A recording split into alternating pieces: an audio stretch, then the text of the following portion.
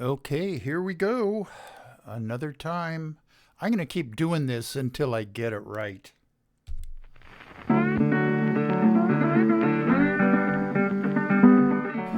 You are listening to KPCA LP, Petaluma, California, at 103.3 FM and worldwide at www.kpca.fm. And this is the Midnight Skeptic. The views of the Midnight Skeptic are not, repeat, not necessarily the views of KPCA or any of its affiliates.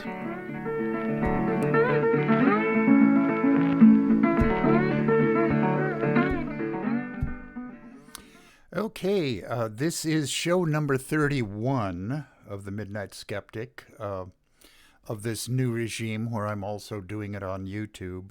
I actually started it almost going on 5 years ago. I'm going to have to get the exact date of what my first show was. They were being done in the PCA recording studios. They have a radio station and a TV studio in there.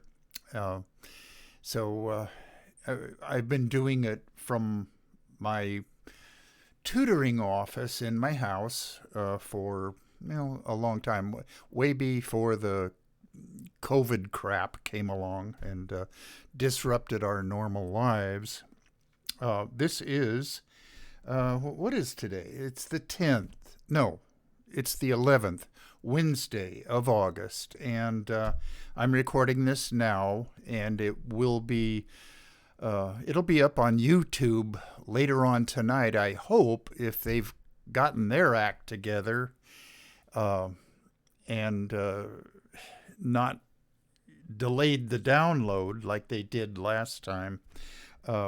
Anyway, it's being recorded on the 11th for broadcast on the 15th, which is this coming Sunday at the usual time, 9 p.m. on Sunday night. Got to do my shout out. Oh, no, before I do the shout outs, I've got to emphasize to my thousands and thousands of listeners out there, send all suggestions, critiques, and especially hate mail to The Midnight Skeptic. It's all one word, all lowercase. The Midnight Skeptic at gmail.com. I will get it, and I will deal with it appropriately. Okay, shout-outs.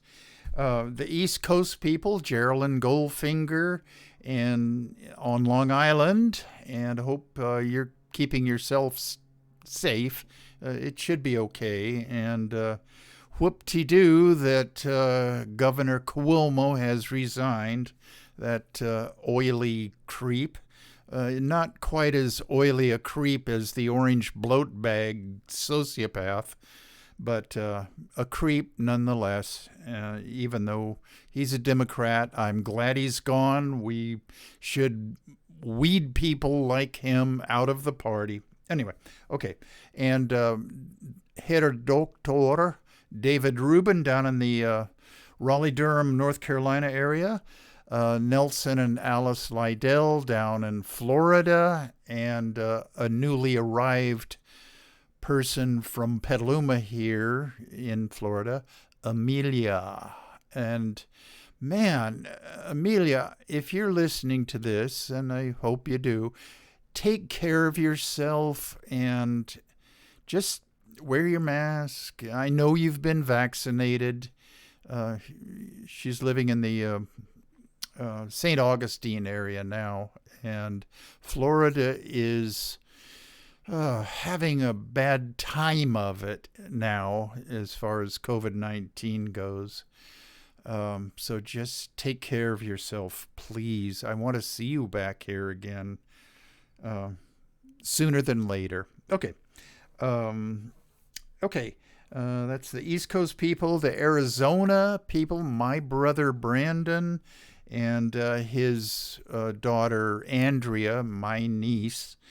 She's a nurse down there, and the ICU beds are filling up quickly in Arizona.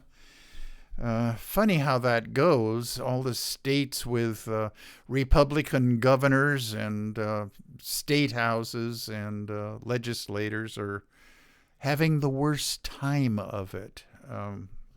Anyway, enough of that. That's for a whole nother show. The Sacramento people, Dave and Rosita Takach. The local people, Stan Gustafson down in Pacifica, and Rich Berger over in Sebastopol. And then up in Sacramento, I forgot to mention him, Mickey Huff, who has just moved up there. And I guess if Diablo Valley College starts in person, he'll have to commute from Sacramento down to Pleasanton here. Okay, Tim Conrad here in Petaluma. The Sonora Crowd, Bob and Sandy Fisher, Brad and Martha, who is also a nurse. Take care of yourself, Martha. Darrell Larson, Judy May, Leonidas Maciel, and down in Mexico City, Rosie Lopez Negrete, who only spent 8th grade up in Sonora Grammar School, along with me and Bob Fisher and Robert Finnegan. But she considers herself, to some degree, a Sonoran. Okay, enough for the shout-outs. Okay, I got to make an addendum to my intro music and announcements that the views of the Midnight Skeptic should be the views of Petaluma Community Access and KPCALP and all of its affiliates. Okay. And I started a new segment a couple of shows ago because I personally just dislike all the gloom and doom that besets the world nowadays. So I started a segment called More Good News, MGN for short. And I've got a couple of them. Okay, first, there's 14, and probably more, but 14 diseases that I've been able to come up with. And these 14 diseases were controlled thanks to, are you ready for it? Vaccines.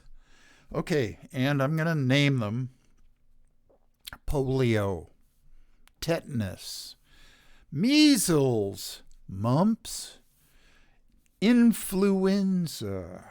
I have to admit that I haven't got a flu vaccine every single year. I did this last year, and I just, out of sheer laziness or indifference, have not every year gotten a flu vaccine. To my knowledge, I've never gotten flu, but okay, be that as it may. Okay, hepatitis, both A and B,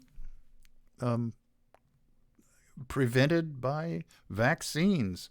Rubella, the measles, mumps, and rubella vaccines are usually given in one vaccine shot. And it was those vaccines that have more or less set out this whole anti-vax movement. Anyway, I've talked about that issue a number of times a while back. Okay, the HIB. Now, I promised myself that I would Google HIB, and I didn't get around to it, so I'm not sure exactly what that is. But anyway, whooping cough, diphtheria, chicken pox, pneumococcal disease, rotavirus, and again, I'm not quite sure what that is, but in any event, let's add COVID-19 to this list. When Republicans / conservatives / Trumpers say they won't take vaccines for COVID-19 because they really don't know what's in it. Okay, that is so stupido. They don't really know what's in Tylenol. They don't even know what's in Tums. Hell, they don't even know what's in their powdered mashed potatoes that they sometimes eat for dinner. I know that the people that listen to this show or watch this show on YouTube or listen to it online on Sunday at 9 o'clock, www.kpca.fm, my listeners are all smart. And if they don't know something, they just don't be afraid of it. Okay. Don't let the forces of Republicans / conservatives / Trumpers' ignorance and fear win the battle over vaccinations and masks. Republican Senator Rand Paul has been kicked off of YouTube for a while. I don't think it's permanent, but it should be permanent. For just spouting out and out lies. And he supposedly is a doctor, although he's an ophthalmologist rather than your regular everyday doctor. I'm not putting down ophthalmologists, but he was not licensed by the nationwide organization of ophthalmic doctors. So he, in Kentucky, created his own licensing outfit. I think he set his wife up to be head of it. But anyway, they licensed him. So now he can say he's licensed. But I'm telling you that he's not licensed to practice ophthalmology anywhere else in the country except in Kentucky. Anyway, enough of that. More good news. Okay, the Olympics were just concluded this last Sunday, and with all of the things that Japan had to put up with, the worst thing was the COVID-19 outbreak. I think they did a good job. All things considered. So, one controversy, and it shouldn't be a controversy, was a trans woman weightlifter, Laurel Hubbard from New Zealand. I'm going to go into an organization in a few minutes about this issue, and it shouldn't be an issue.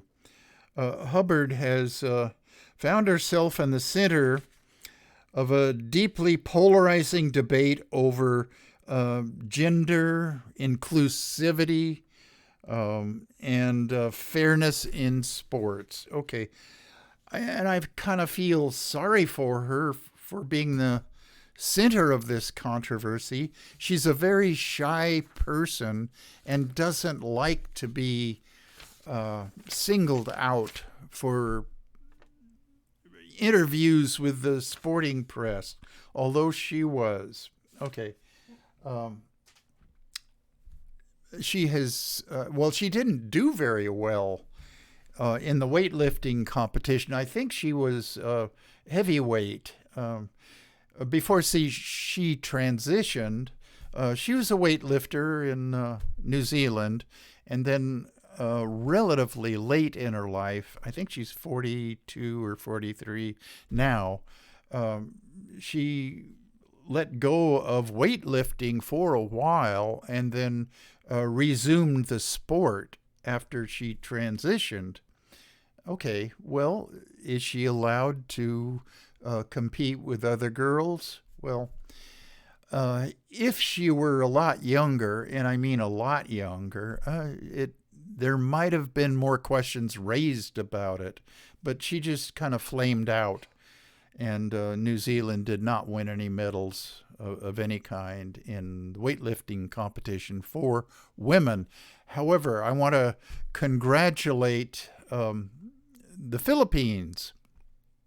Their first gold medal that country has won for anything was won by a Filipina lady who won the weightlifting competition, and I'm not sure which weight class. She was, I think, in the heavyweight class, but anyway, she won gold for her. I think it was a clean and jerk competition. And well, actually, the entrants have to do both. They have to do a snatch, which is lifting the barbell all in one motion over your head. And then the second thing you have to do is the clean and jerk. You have to lift it up, get it over to your chest, and then another movement gets it over your head. Okay. Well, anyway, she won it. And I didn't think I was going to riff on this, but so I forgot her name. But anyway, congratulations to the Philippines for their first gold medal. Okay. The Women's Sports Policy Working Group. Okay, that's what I'm going to be talking about for 5 or 8 minutes, whatever. On February 2nd of this year, the Midnight Skeptic is nothing if not up to date with the latest information. Okay, February 2nd of this year marked the launch of the Women's Sports Policy Working Group. Two notable members of the working group board of directors are Donna De Verona. Now, if she's not familiar to you out there, she, back in the late 60s, early 70s, was a two-time gold medalist in swimming events. I'm not sure which events, but anyway, she's there. And Martina Navratilova, who is in the Tennis Hall of Fame. Enough said about her. She's up there in tennis circles. Well, between Donna De Verona and Martina Navratilova, there's 4 other women who comprise the 6 board of directors of the Women's Sports Policy Working Group.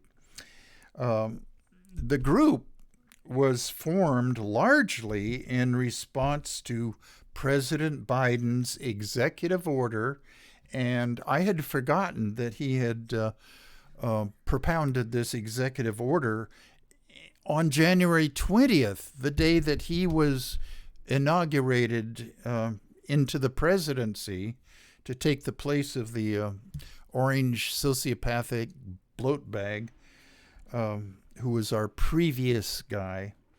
And this executive order was put out there to prevent and combat discrimination based on gender identity or sexual orientation. Okay, now, these women and others besides them came together to decide to form this group to dispel misinformation about this issue. Now, they claim, and I think they are, that they are bipartisan. When I hear the word bipartisan, it raises some red flags. To my way of thinking about things, that just means that Republicans are going to be involved in this.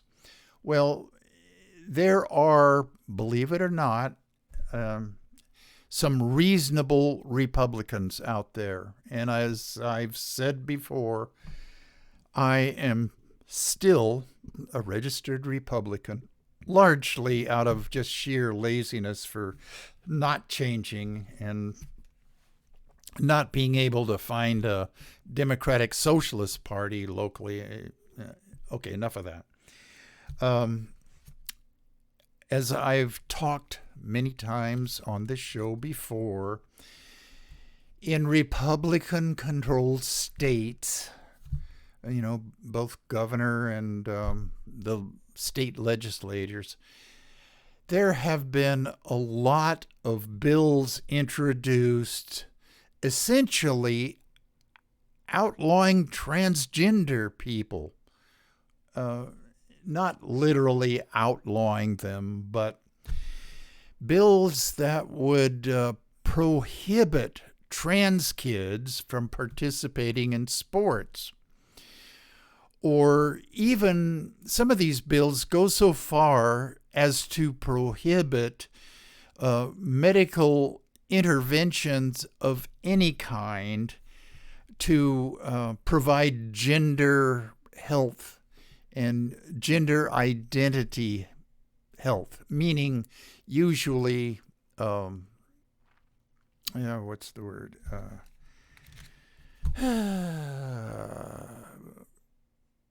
God, these damn health brain freezes. Enzymes and drugs that help with transitioning from one gender to another. Anyway, these states such as Tennessee, Arkansas, Mississippi, Alabama, Louisiana, those are the ones that come to mind that have passed these nefarious laws. And it's always Republicans that introduce the laws to make life as difficult and unlivable as possible. The Republicans are influenced by their conservative, right-wing, radical, evangelical Christians who just, despite what they say, they hate gays, they hate anybody that's subsumed within the LGBTQ plus category. So this is their way of expressing this. And when Christians say, we love everybody, Christians are love, well, BS to that. They desire to pick on the most defenseless groups that they see in society that they consider to be sinners. Hormones. That's the damn word I was looking for. For you YouTube people, that is Nick hobbling up the stairs to his bedroom. He severely sprained his ankle and walking a dog. Jeez, he's failure at that occupation. I joke at his expense. He was walking his sister's dog when another dog came up and knocked him down. Anyway, okay. The radio people, you weren't able to see inside this recording room / tutoring office, but you can see, the YouTube people can see the stairs going up. Anyway, that was Nick. Okay. Okay, I was on, a rant, as I often get onto, about gender issues, trans issues. There's an organization, local organization here in Petaluma, that started just recently called APT, Amor para Todos. And Renee Ho is the, instigator, I guess, of this group, which is a good thing. I'm all for it. And this group is attempting to start clubs in all the grammar schools here in the Petaluma area as a place for trans kids, gender nonconforming, non-binary kids, kids that just heretofore do not fit in very well with the general school population and have historically been the subjects of bullying. Okay, well, she wants to put a stop to that, as I do. Okay, where am I on my really disorganized notes? Okay, good news, Women's Working Group. Oh, anyway, the Women's Working Group. It is a site you can go to, and I am going to encourage all of my listeners to go to Women's Sports Policy Working Group online. They have a website. And if you have doubts about scientific validity of the issues surrounding transgender girls and sports, this is the place to go to. And I've looked at their website and read a lot of the things, and I volunteered myself to be, a go-to source, because I've talked about these issues a lot.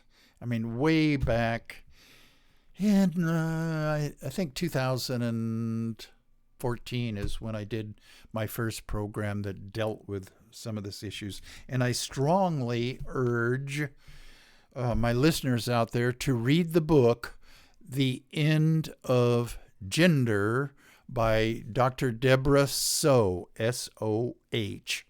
And I read that book all the way through a couple of times. She was a sex researcher, a sexologist. Okay. Anyway, enough said about that. Okay. There is a problem. I mean, there's more than just one problem besetting this world and people that live in this world. The one that I want to talk a little bit about is there are just too many damn men on this planet. That's one of the things I said on my announcement on my Facebook page about the topic that I'm going to be talking about. It's that phrase I used because it's an attention grabber. And I ran across this in the British Medical Journal / Global Health. Okay, the British Medical Journal has a number of sub-journals that they publish. Well, this particular one was Global Health, and it was volume 6, issue number 8. And it's if you're doing a report for all of the high school kids that might be listening to this, why aren't you out terrorizing the neighborhood if you're sitting at home listening to this? Okay, it was written by Chow, Garland, Cook, et al. And these are researchers. And since, I don't sit around reading the British Medical Journal, I just happened to run across it. It caught my eye, and things began to click in my head that, yes, that is a problem. That's a real problem on this earth. Since the 1970s, sex selective abortions in China, India, and 10 other nations have caused between 23 and 45 million women to, quote unquote, go missing. Okay. And they don't mean that literally. They are just not born in the ratios that the usual statistical methods of calculating these things would seem to warrant. Okay, by 2030, that's not very far away. That's 9 years from now. A new study predicts those very same nations will, quote unquote, lose another 4.7 million female births, skewing their sex ratios even more than they are now. Okay, in China and India, men now outnumber women by 70 million. China's the most populous nation on Earth, 1.3 or 4 billion. I'm not sure exactly. India is the second most populous nation on Earth. It's if they're not over a billion now, they're very close to it. Maybe 1.1 billion with a B. And the preference for male births is very much in play in both those countries and in other countries, and I will mention some of them.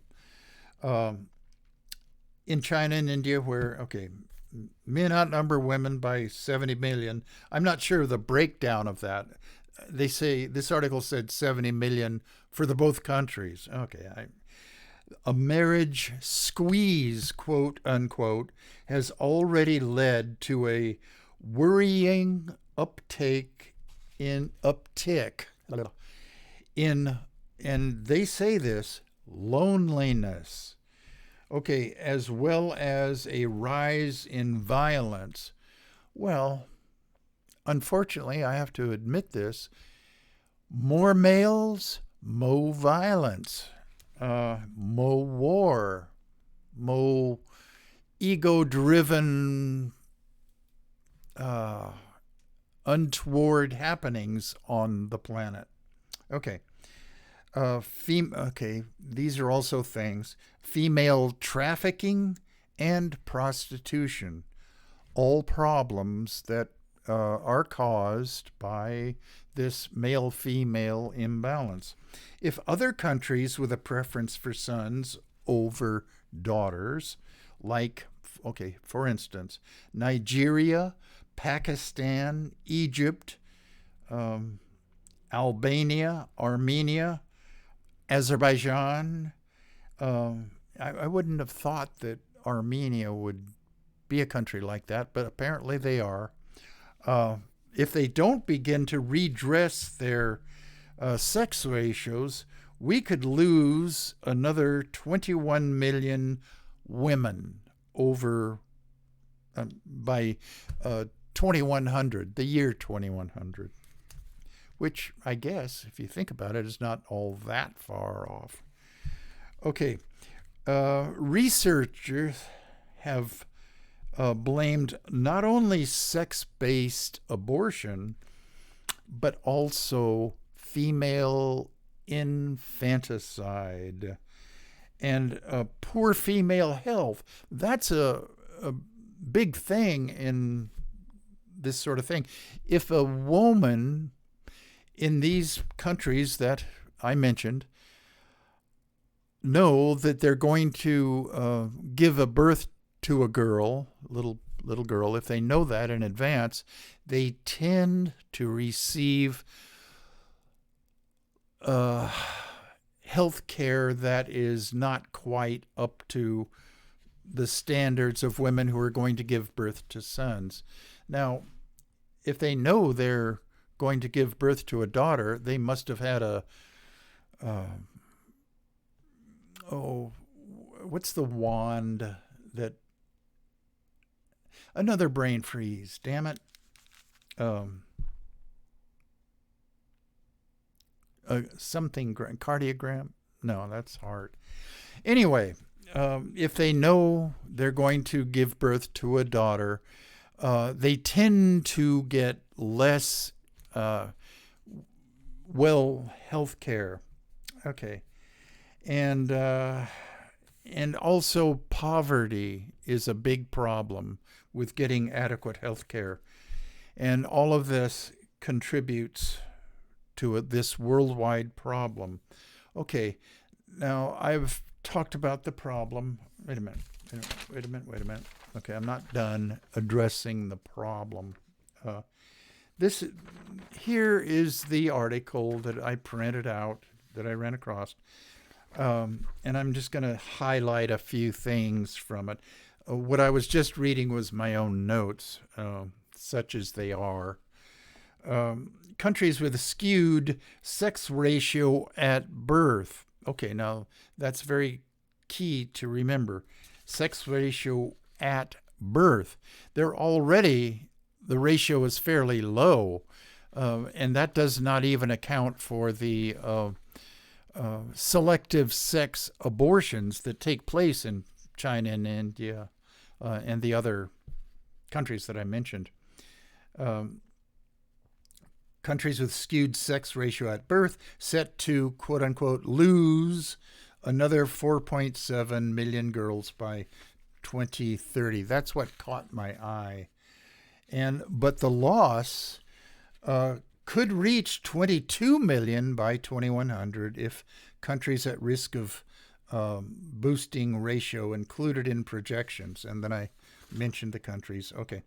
The consequences of this preference will create a surplus of young men. I think we need a slide whistle for that one. There we go. All right, I got to use my sound effects better than I do. My son created it for me, my audio engineer, Dennis. Okay, surplus of young men. Okay, we already have a problem, somewhat, even in this country, of incels. Okay, I don't go on Reddit. It's nothing that I really pay attention to. I know what Reddit is, and the topic of incels is one of their threads on Reddit. And let me define what an incel is. Incel, I-N-C-E-L, is a mashup of two words, involuntary celibate, meaning they aren't getting laid. Okay. And it is a problem, even in this country. A number of mass shooters, and I'm not going to mention his name, but the guy about 10 years ago, 8 or 9 or 10 years ago, down at UC Santa Barbara, went on a shooting spree.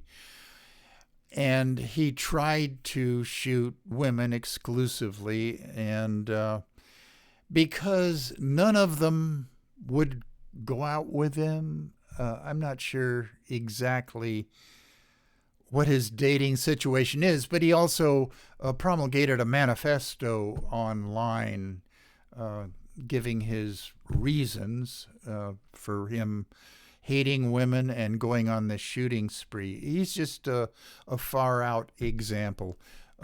Incels in general don't do this. They just, I don't know. This friend of mine who's female, and she's the one I'm talking about that moved down to Florida, said, it struck me as something that is very prescient and knowledgeable. She's in her 30s and very dateable, in my opinion.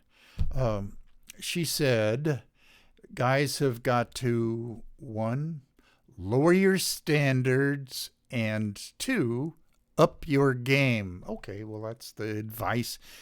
I can't give any advice better than that to the incels out there. Well, it's not going to be just a problem in our country anymore. It's going to be a big problem in China and India. And just recently, within the last couple of months, there was a big unfortunate occurrence in India where this is hard to talk about, but she was a 9-year-old girl who was gang raped by these 4 Indian, I don't know how old they were, 20s, give or take. And she was killed in this whole thing. And not only was she a girl, a little girl, she was a member of the Dalit caste, which are, they used to be called the untouchables. And India officially did away with the caste system, the caste system a number of decades ago, but it's still there. Okay, anyway, that sort of thing is going to happen more and more if these sex ratios are not dealt with. Okay. Okay, these projections that these scientists did for this article were based on a comprehensive database of 3.26 billion birth records from 204 countries from 1970 to 1920, as well as the experience of countries facing rising sex ratios at birth before 2021. The researchers focused particularly on 12 countries where the sex ratio at birth has already increased, plus 17 other countries at risk of this because of the preference for sons and a general decline in fertility. Okay, that last bit, maybe our planet Earth is trying to tell us something with this decline in fertility. Okay, enough of this. Not quite enough. I'm not quite done ranting about this. Okay, what we need. Okay, I'm telling you that this is a problem on Earth, and here's a solution. And these are not just out of my own mind, although I agree with the solutions wholeheartedly to this problem, and it will help with the problem. What we need worldwide is greater education opportunities for girls. Hello, Taliban. Okay, just an aside here. Okay, how much time? Okay. I predicted on about 3 shows ago that the Taliban would be completely taking over Afghanistan by October. Okay, I'm going to have to revise that. They are going to take it over, mark my words, by mid-September. That's about a month. And when that happens, girls and women beware. Women are going to be forced to walk around, if they can walk around in town. They're going to have to wear the burqas, the black bags that signify they are owned by some guy. And young girls are going to be denied education. Over in Pakistan, the Taliban monsters used to throw acid in the face of girls who were just going to school.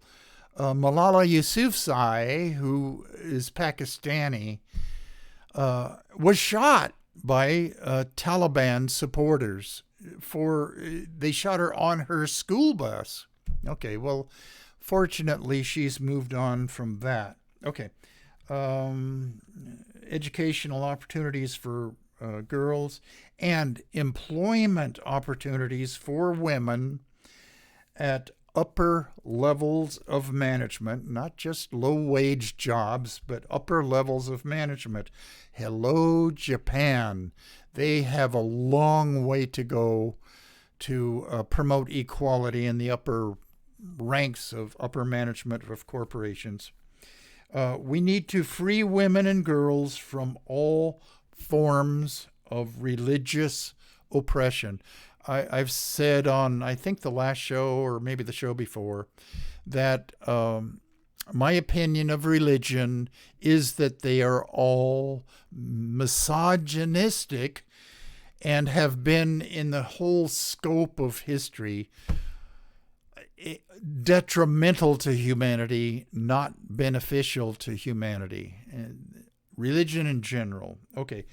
Specifically, in Pakistan, there is a council on Islamic ideology.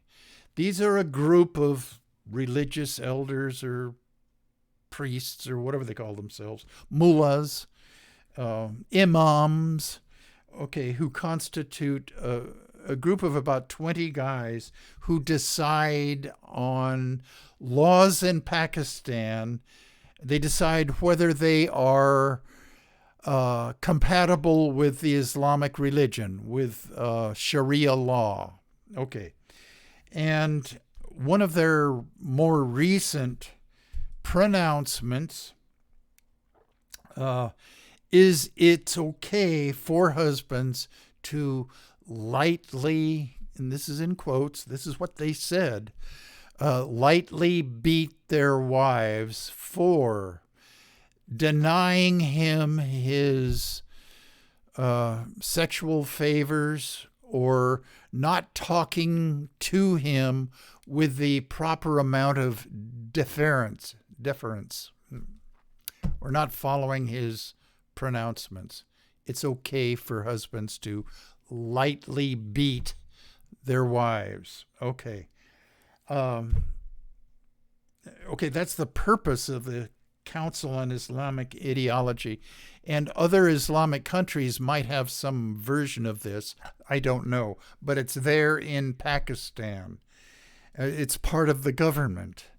Okay, now wouldn't Southern Baptists and other radical evangelical Christians love to have something like this as part of our government? A council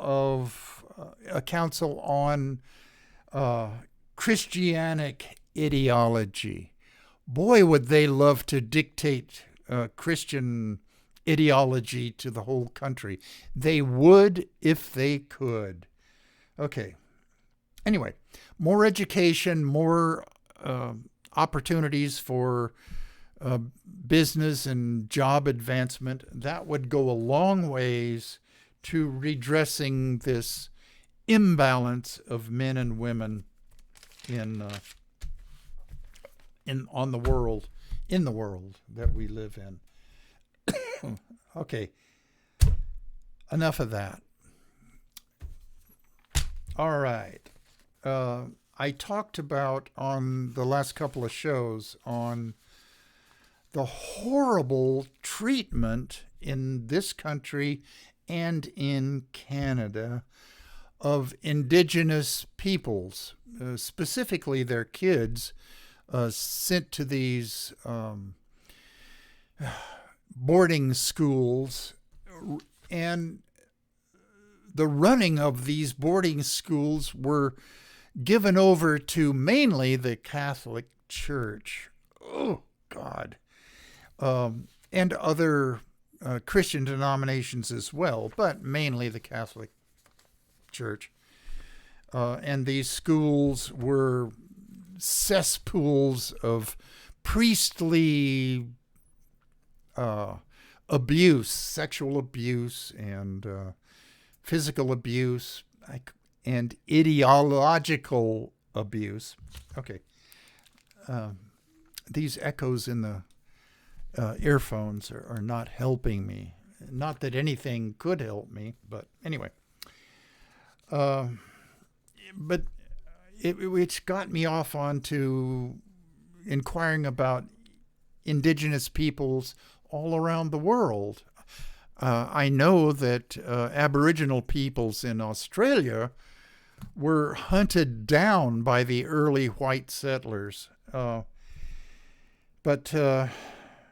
I know that there's indigenous peoples everywhere, not just North, South America, Canada, Australia. I wrote some notes down on this. Okay, I'm going to hold up a picture here of an indigenous lady. I think she's from the Amazon rainforest. Anyway.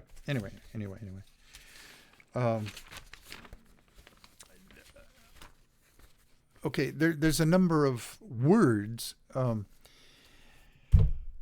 We started out here in America as just calling them Indians or Injuns. Well, that's not only is it not accurate, but it's kind of a put down. Okay, that morphed into indigenous peoples, and even that term has come under fire from a number of people. Other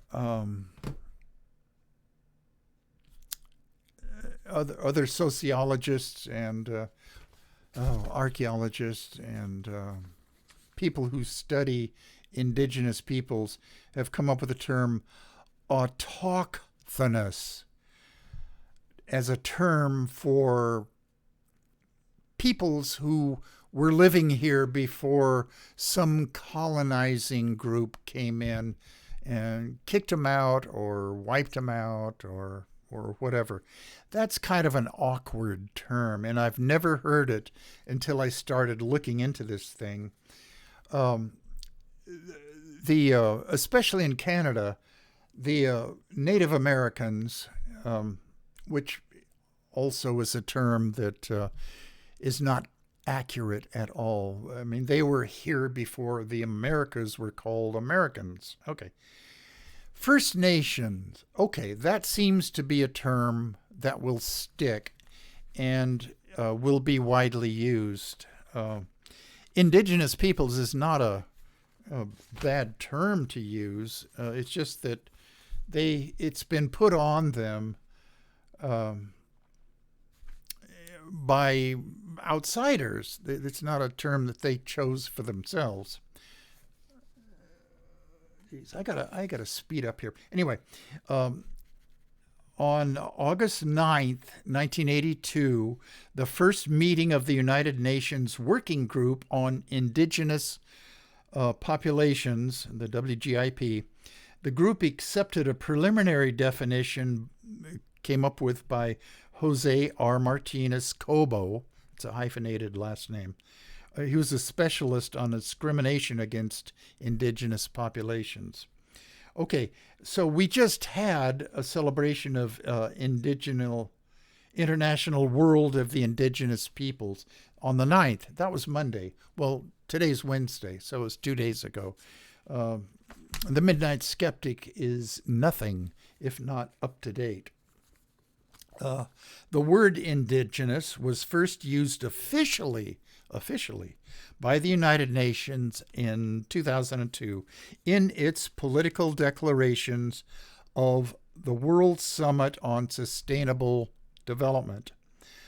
Prior to this time, the term was regarded as, quote-unquote, still under debate for use in United Nations official documents.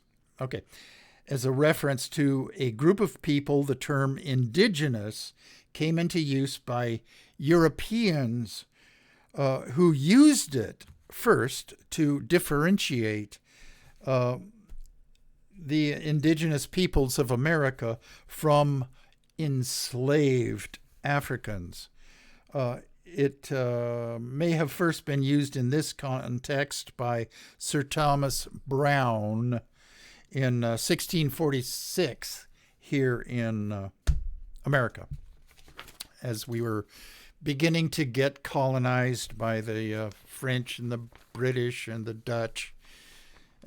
Even the Swedes came over here for a while. Okay.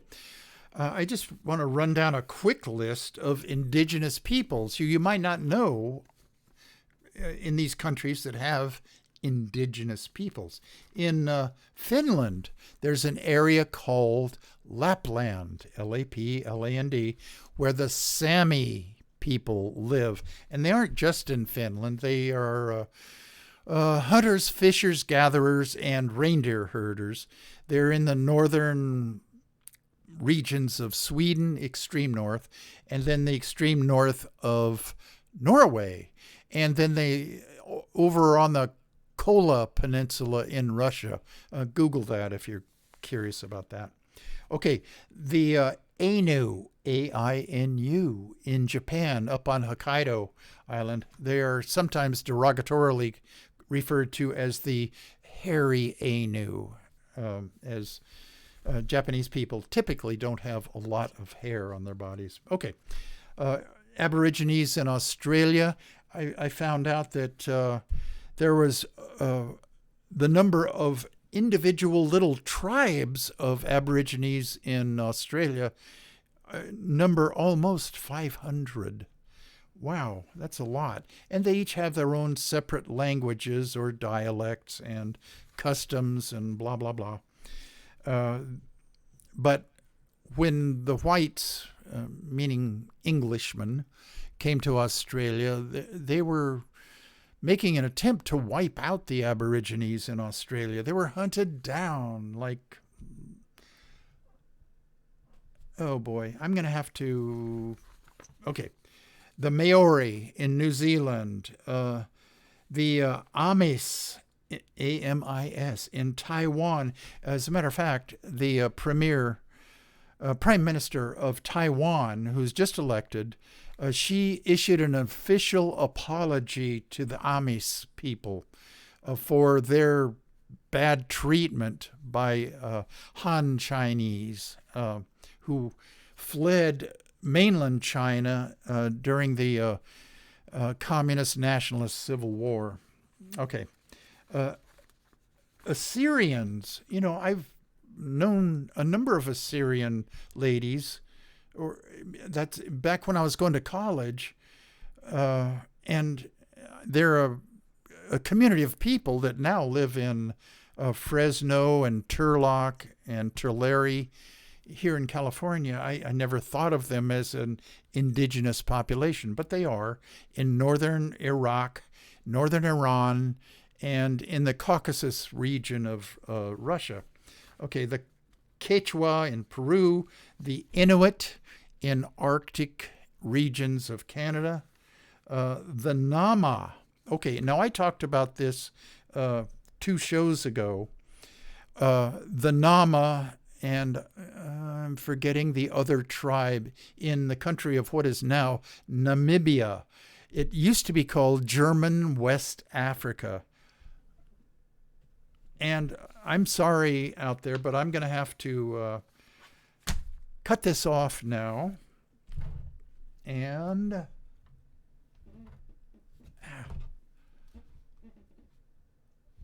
oh, shoot.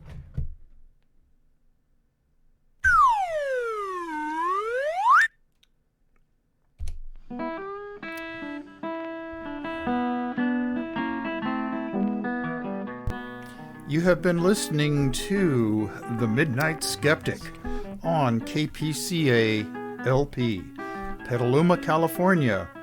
And we're at 103.3 on the FM dial and worldwide at www.kpca.fm. Support community radio at patreon.com/Petaluma Community Access. And remember, think critically, think logically, but live joyously, and most importantly, pet your cats.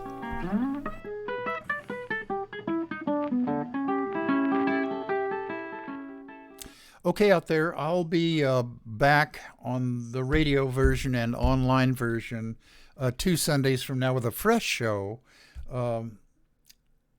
That's 2 weeks from now. If you want to hear this again, it's going to be repeated 2 Sundays from now on the 22nd, because I don't do this every single week. It's just too much work, as you can probably discern from my trying to get through all of this material. It got to be just too much like homework, and I'm retired, so I don't want this to take up my entire free time. Okay, so goodbye, and I hope all you Sonora people and East Coast people listen to this tonight or this Sunday the 15th, www.kpca.fm. Bye-bye.